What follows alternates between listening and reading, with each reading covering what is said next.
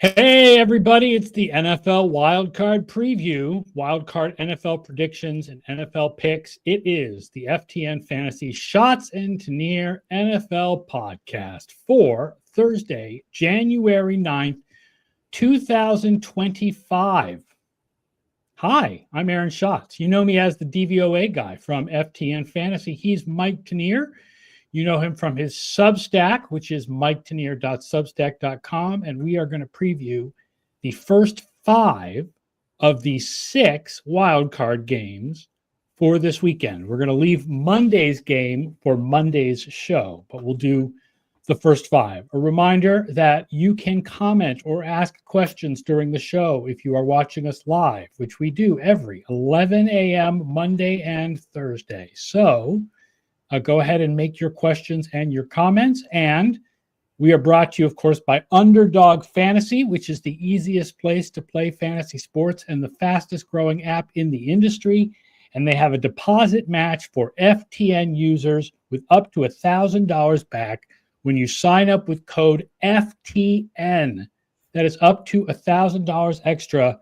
Celebrate the playoffs with Underdog Fantasy. So we'll do these in chronological order. And I went looking for a lot of tidbits about Chargers at Texans. And it was really hard to find things other than Texans offense bad, Texans defense good. That's it. This is going to be a sack fight. This is a sack war.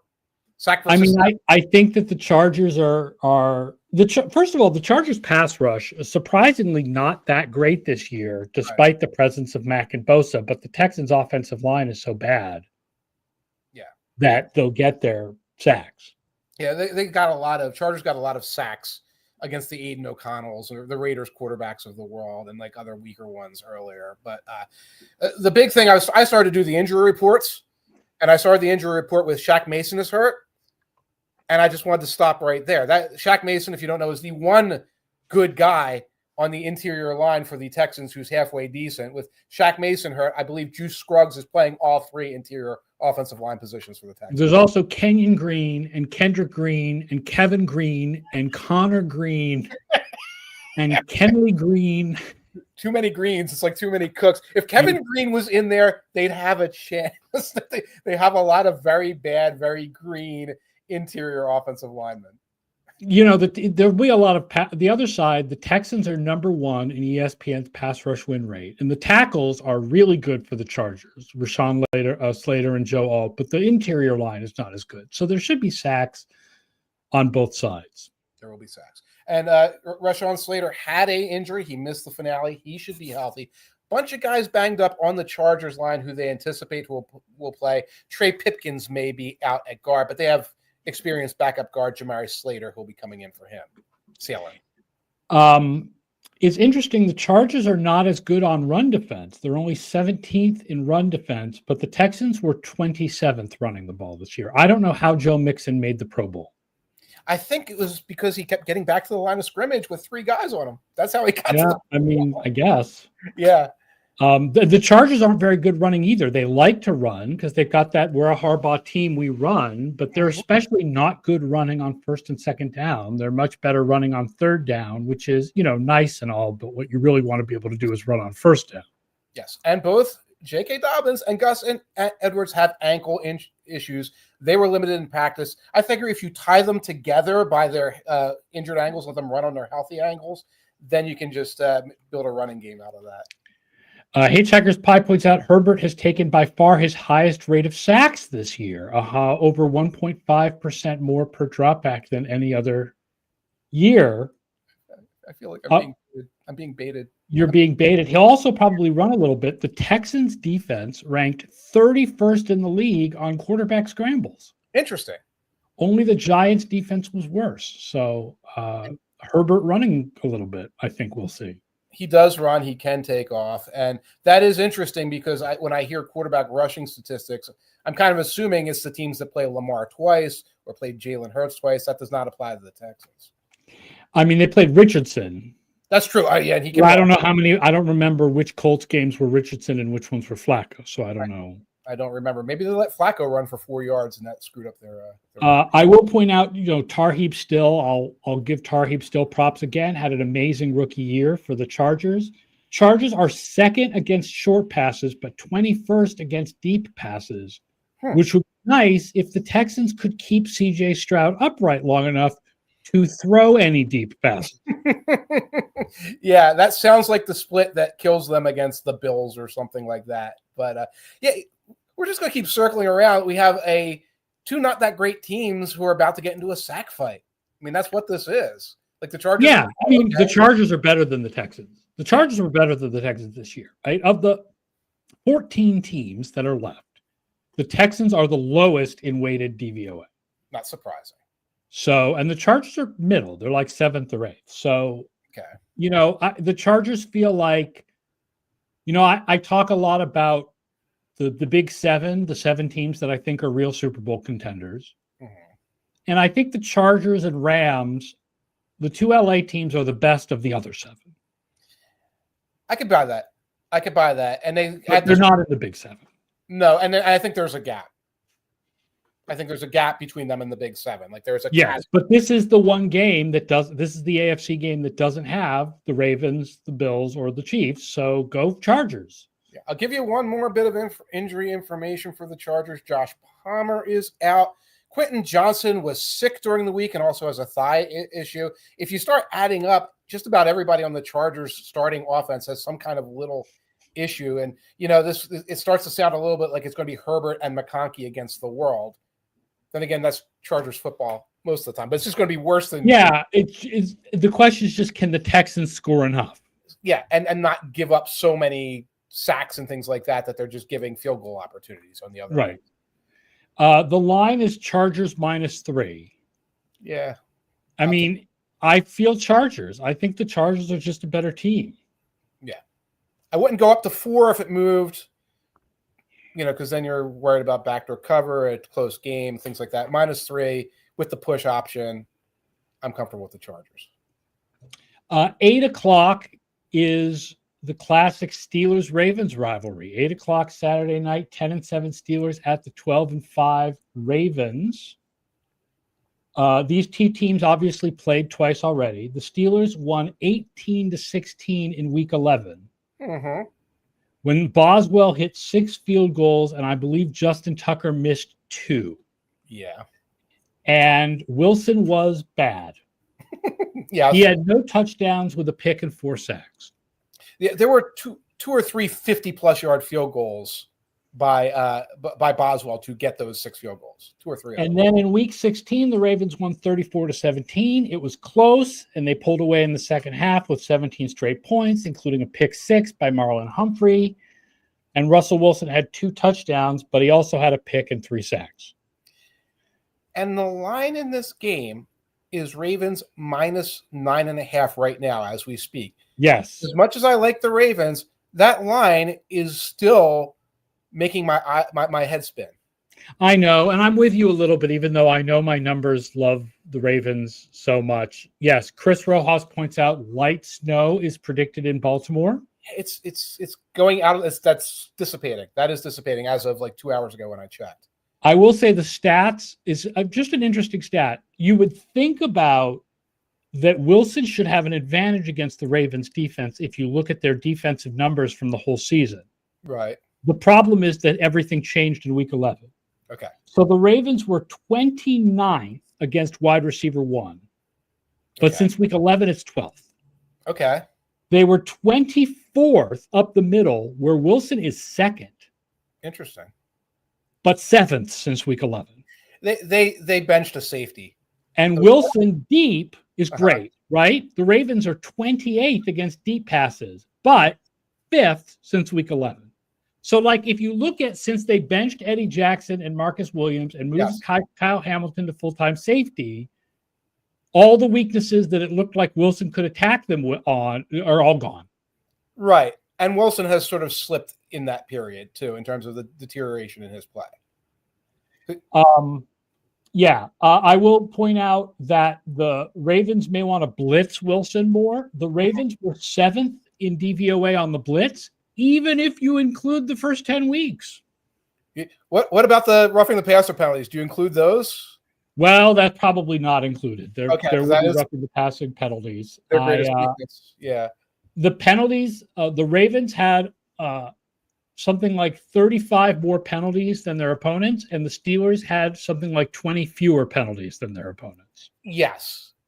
I do it every week. The highest penalty differential in the NFL belonged to the Ravens. 361 more yards in penalties than their opponents occurred, and the Steelers had 216 fewer penalty yards than their opponents.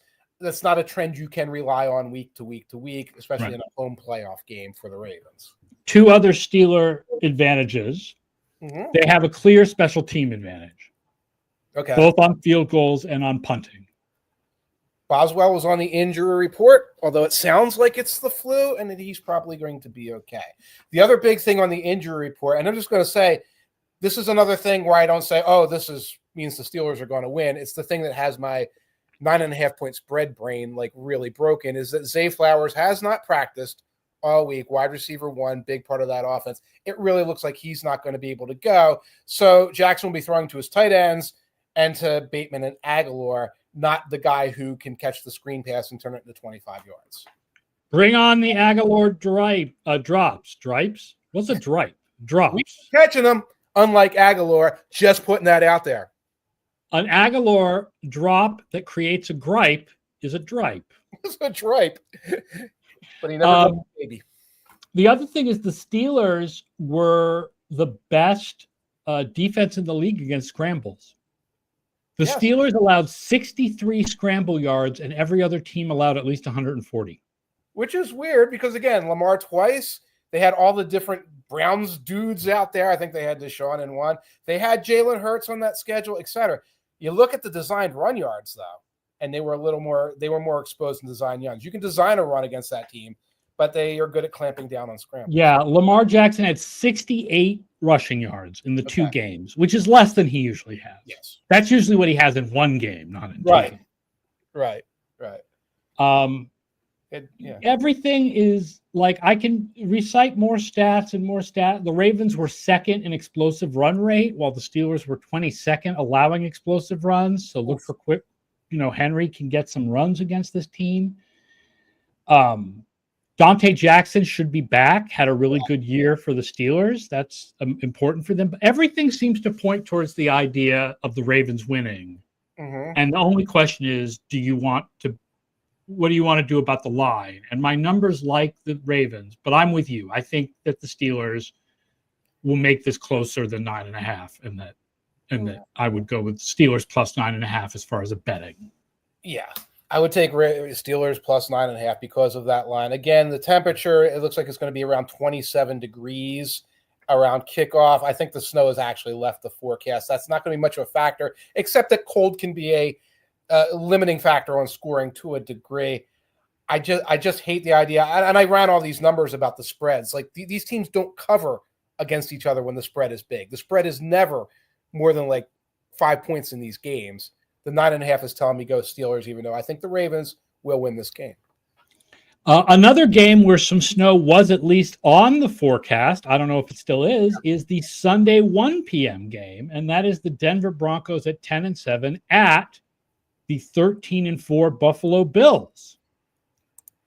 Snow is out of the forecast, by the way. No, we're no longer expecting snow in this game, but it is going to be cold. Yes, it'll be normal seasonal.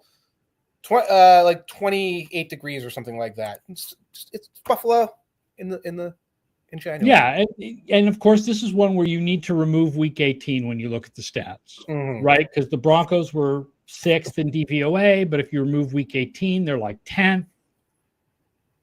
Right. And the Bills were 4th, but they're not. Their defense looks better if you take out Week 18 and Joe Milton going crazy against backups and so on and so forth. Bills fans are so worried about their run defense. They're actually 8th in DVOA against the run. Like the DVOA thinks the Bills are a good run defense, and the Broncos are definitely a better passing team than they are a running team. Yeah, I think a lot of times Bills fans thinking generally, they're mistaking the run defense with the screens the Bills' defense is terrible against screens. We saw what Puka Nacua did against them, but that's been kind of consistent throughout the year. I don't see that as a trend that's going to continue. I think it's like they've been gashed a few times. You get Milano back, and you're facing a Broncos team where you kind of know a lot of the balls are going to be dumping into the flat there, and you can defend against that. Yeah, Marvin Mims. They want to see the speed from Marvin Mims and right, and they get the ball to McLaughlin in the flat and Williams in the flat and 10 other running backs they have in the flat, and that has been a weakness for the Bills defense. But I think that the Bills can prevent that from being an issue unless they're facing Puka, and McVay has been thinking all night about how to stop them. It is interesting. The Bills' weaknesses: 30th against short passes, screens, and 31st against passes up the middle. Not really screens, but and weak against the top two receivers, even though Christian Benford had a really, really good year. That is interesting, but you're not facing the toughest receiving core this week. You're not. Spread the ball around and play defense and beat you with their defense. Denver is also weak against passes up the middle, and Josh Allen threw fewer passes up the middle than the average quarterback, but he was 5th in DVOA on those passes. And he likes distributing short passes into the flats now, some screens to Shakir and others, but also just kind of poking the ball around. We'll say this about the injury report. Both teams are really healthy right now. Bill's defense, second half of the season, was missing a lot of guys. And a lot of those guys have returned. Rasul Douglas was back. I think Rapp was back last week. Yeah. Milano was back, unless I'm spacing right now. Yeah, came back a couple weeks ago. Came back a couple weeks ago. Wasn't sharp in the first one. I have no idea what he even did in week 18, if he was even out there. But it's a different Bills defense than what we saw, for example, against the Rams. I just feel like when I look at this game, I feel like Josh Allen will run around and do Josh Allen things, and he'll find everybody who's not being covered by Patrick Surtain. Right. Dinking the ball to Shakir, dinking the ball. Cooper's Either back. Coleman or Cooper will not be covered by Patrick Surtain, plus Shakir, plus James Cook. Denver is very weak against running backs as receivers, so James Cook. Yeah. And they have that Ty Johnson guy also. The tight ends who operate a lot of times in slot and get out there into the flats. Yeah, I don't – this is a one and done for the Broncos. It's another spread game, but I'm more comfortable with this spread. Yeah. Broncos, I will say, have a special teams advantage everywhere. Okay. So I don't know if that might keep it closer than the spread. I don't know if the Bills have a history of losing games on special teams in the playoffs, though, so I wouldn't worry about it. Bass has been iffy this year. Yeah, I know. It's not like there's a movie about the. Yeah, I'm thinking. Oh, I guess I was thinking of the recent Bills. I was thinking of the last couple of years, right? Right. I'm not thinking of years and years ago. Last year, yeah. Anyway, I don't think that's going to come up in this game. No, you're not thinking of Buffalo 66. So you're thinking that you're going with the Bills -8.5. I'm going with the Bills -8.5, and I'm sort of shutting this game off in the third quarter and getting ready for Eagles-Packers. I kind of like Broncos +8.5. Ooh, is that the number? I feel like the cold could keep the score down. That's one way of looking at it. Could do a money line and a tease. I won't be able to pull all that up right now. The over/under is 46.5. Are you thinking under? I would think under. Yeah. Interesting. Although, like you said, there's no snow, but it was only light snow being forecast. The cold was bigger than the snow. It's not as windy. There's no wind games this weekend. There's no wind games at all, even though there was wind in the forecast along the East Coast. But we'll get to that in a second as well.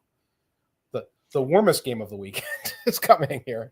Well, yeah, we're not there yet though. First, we got to do the 11-6 Packers at Eagles 14-3. This is the 4:30 game on Sunday, which the Eagles won 34-29, but that was way back in week 1. So what do you know? Yeah. Interestingly, the DVOA for passing for the Eagles only goes up 1% if you take out the games where Hurts was hurt. Hurts being hurt seems to have hurt their running game more than it hurt their passing game. Interesting. Now you're taking out the Commanders game too? I'm taking out week 16 to 18 when I do that. Okay. Well, all the quarterbacks looked good in week 17. They played relatively well after the first quarter where Pickett was shaky. And Tanner McKee against the Giants looked like a very cromulent quarterback, of course, it was a joke of a game. He's just tossing the ball to Goddard in the flat until the Giants just get bored and walk away. But you're right. It was the running game, particularly against the Commanders, that was missing Jalen Hurts. And full update, Hurts practiced as of Wednesday. He should be out there running around a couple miles from my house as we speak. Not officially cleared yet, but that seems to be a... It seems to be, I mean, the line is Eagles minus 4.5. Certainly suggests that the smart money says Hurts is playing. Right, especially because, again, it would be McKee, probably not Pickett, because Pickett has been limited. Yeah. Some fun strength against strength. Jordan Love, third in the league in DVOA on deep passes. Number one defense on deep passes, Eagles. Yep. Jordan Love, second in the league in DVOA when there's a single high safety. Number one defense in the league with a single high safety, Philadelphia Eagles. A lot of cover one. Yeah. Now, on the other hand, the Packers defense was actually the second best defense in the league against deep passes, but 24th against short passes. And Hurts's DVOA was about 20 percentage points higher than average on short passes and 10 percentage points lower than average on deep passes. So that's somewhere where Hurts's strength matches the Packers' weakness. Yeah, and I was trying to play a little chess match with this one. Let me pull my notes up real quick. You have Alexander out for the he's out until maybe the Super Bowl, which is probably not happening. So and he's probably really out because he was sort of limited for weeks. So they've got Eric Stokes. He's their outside guy. He's good. He's rock solid this year. He struggled this year. Stokes, yeah. Okay. He probably had a lot of coverage against number ones. They keep Nixon in the slot. He's pretty good.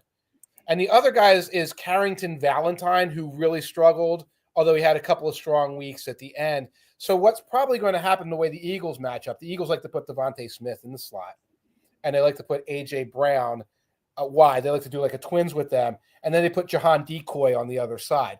So the chess match is going to be to put Coddington on Decoy, and then you're going to have to hope Stokes plays with Brown wide, and then Nixon against Smith in the slot. I think the Eagles have wins if you look at those matchups, especially like you said on short passes where you don't let McKinney dictate what's going on deep. Grouchish says, do the Packers even have a deep passing game with Watson out? And that is part of the problem, is that Watson is the deep passing game and there is no Watson, and that is a problem. Drop Tavian Wicks, who is the Jahan Decoy of the Packers. I think he had 9 drops this year and like only a 51% catch rate. Yeah, Wicks was pretty good last year. I don't think drops tend to be pretty inconsistent. He had like 20 in college. I'm calling it. Drop Tavian. He's dropped Tavian. I'm calling it. The other problem is the Packers don't have a really good pass rush, and of course the Eagles have a great offensive line. So how can they pressure Hurts at all? It was interesting. I looked up pressures. Neither of these teams have. There's one guy in the top 30 in the NFL in pressures, and it's Josh Sweat, and he's 30th. And the highest total for pressures for the Packers is Rashawn Gary, who I think was like 39th in the NFL. So, and again, the Eagles, of course, also limit pressure by running the ball a million times. Pressure is what happens when you have great teeth, man. What? Have you seen the Rashawn Gary teeth commercials? Oh my God, no. Yeah, Rashawn Gary uses the teeth, the thing that aligns your teeth. They have all these commercials with Rashawn Gary, yeah. Invisalign. My dentist tells me I need an Invisalign. Rashawn Gary uses it. Can't imagine why. That's cool. Me and him, I can interview. You guys can have something in common. I got to go find him and ask him. But what you don't have in common is rooting for the Eagles. So what is your say as far as Eagles minus 4.5? I don't know if I'd lay any more points than that. I'd feel a little more comfortable at 3.5. I think, and I'm never confident about the Eagles. Yeah. I'm weirdly confident about the Eagles in this game. I think this is the win, and then we talk. So the stats love the Packers. Okay. And how good they've been over the second half of the season until the last 2 weeks. So what's weird is the Packers, weighted DVOA likes them because they were so good from week 11 to week 16. Right. But they weren't in week 17 and 18. And the Eagles have been better than the Met, right? The Eagles have been the best team in the NFC over the last half of the season. Right, including times when their quarterback was hurt and they were scuffling a little bit. And you can see reasons why the Packers would have faded. They were without Watson for a chunk of that game. They've been without Alexander. And they were playing for stuff, so it wasn't that. So when you start saying, well, they were great in this chunk, if you're not in the chunk, I don't know how much merit. So I think I'm with you. I wouldn't bet this. 4.5 sounds about right. Yeah. I mean, I guess if I had to, I'd do Packers plus 4.5. But if it was 4, I'd be like, no. Yeah, you can feel like a 24-20 or something, or 28-24 coming and like backdoor coverage. I still think the Eagles get the win. The final game of the weekend, not counting Monday, is the 12-5 Commanders at the 10-7 Tampa Bay Buccaneers. This is the warm game. That is. Well, it's going to be like 45 in Philly. Well, Houston is the warm game. Oh, is it going to be 45? So super warm. Yes, it's balmy 45. The Buccaneers won 37-20, but that was way back in week 1. Yep. So again, like the Packers, Eagles, I don't know what we really learned from that. This is 2 heavy blitzing defenses against 2 quarterbacks who are good against the blitz. Mm-hmm. Daniels was 9th in DVOA against the blitz. Mayfield was 5th. What's remarkable, first of all, is Daniels was a rookie. That's remarkable against the blitz. And it's passing against the blitz. It wasn't like, well, I scrambled away and threw bombs. A lot of plays where it's like, I got a blitz, I know where my hot is, getting to my hot, getting an 8, 9, 10, 11-yard gain out of it and moving the sticks, which really speaks well for like the sustainability of that. Both of these defenses are weak against number 1 wide receivers in particular. But guess who's probably healthy? Marshawn Lattimore against Mike Evans. But you know who else is probably healthy? Lots of good news in the injury report. Jamal Dean and Antoine Winfield, who've been out for a while. So that's your nickel safety guy in Winfield, and that's one of your cornerbacks. But yeah, Marshawn is a big difference because he takes like a bad secondary and turns it into a bad secondary with one really good guy. Take out another interesting thing, by the way, the Buccaneers' run defense struggles in short yardage. Interesting. The Commanders are very good in short yardage, and were the best team in the league on 4th downs this year. Yes, they were the best in 4th downs. Anything where it's like a sudden change, the Commanders have been great at. But that's surprising for the Bucs because Vita Vea is in the middle. You expect there to be like, big guy you expect to mean stopping, but so far this year it hasn't.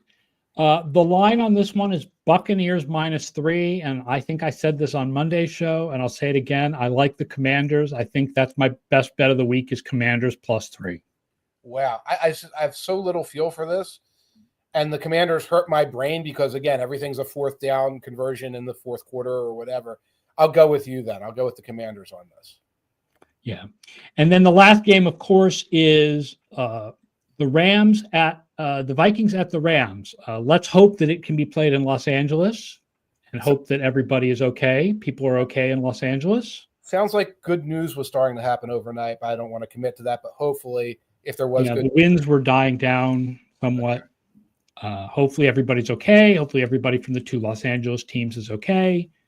But we will preview the Vikings and the Rams on the Monday show when we also will wrap up the Saturday and Sunday games.